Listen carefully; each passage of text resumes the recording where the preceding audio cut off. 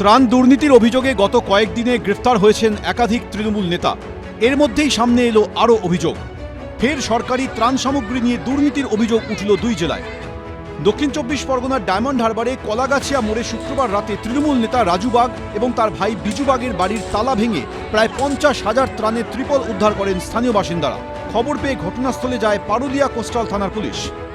এগুলো হচ্ছে চুরি করে পরে বিক্রি করে দেবে, সেই জন্য নাহলে জনসাধারণ পেত তো এতদিনে। এটা তো আমরা দেখলাম যে 2021-এর মাল এটা জমা করে রেখেছে কি জন্য, কিছু মানুষদের হয়তো বেচবে। ভোটের ফল ঘোষণার পর থেকেই পলাতক ওই দুই তৃণমূল নেতা। হুগলির কোন্নগরে শুক্রবার রাতে নবগ্রাম পঞ্চায়েত অফিসের বাইরে শতাধিক প্লাস্টিকের বালতি পড়ে থাকতে দেখেন বাসিন্দারা। বালতির ওপর লেখা আমাদের পাড়া আমাদের সমাধান, এমনকি লেখা নবগ্রাম পঞ্চায়েতের নাম। পঞ্চায়েতের বাইরে এই বালতি পড়ে থাকতে দেখে পুলিশে খবর দেন স্থানীয়রা। এই ঘটনায় তৃণমূলের বিরুদ্ধে উঠেছে অভিযোগ।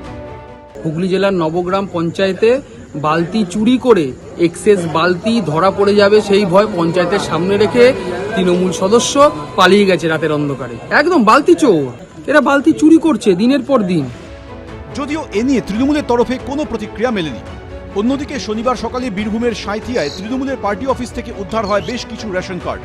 সাঁইথিয়া থানার পুলিশ এসে রেশন কার্ডগুলি উদ্ধার করে 15 নম্বর ওয়ার্ডের ওই পার্টি অফিস থেকে। এই ঘটনার পাশাপাশি আবর্জনা স্তূপ থেকে প্রচুর রেশন কার্ড উদ্ধার ঘিরে চাঞ্চল্য ছড়ায় হাওড়ার বেলুড়ে। স্থানীয়দের একাংশের দাবি, বালি পুরসভার 21 নম্বর ওয়ার্ডের প্রাক্তন তৃণমূল কাউন্সিলর সীমা ভৌমিক শুক্রবার রাতে এগুলি আবর্জনায় ফেলে দেন।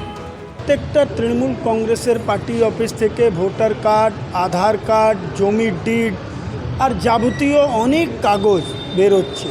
তার কারণ হচ্ছে যে তারা মানুষকে ভোটার কার্ড নিয়ে নিতেন, আধার কার্ড নিয়ে নিতেন এই ভোট দেওয়ার জন্যে, বা ওনাদের পছন্দের মতন লোকের কাছে পৌঁছে যেত। বাকি লোকের কিন্তু ওনারা সবসময় এই কাজ করতেন। এইটা আপনারা আমাদের মিডিয়ার মাধ্যমে প্রত্যেকটা জায়গায় দেখেছেন, আর আমাদের বালিতেও আপনারা দেখছেন।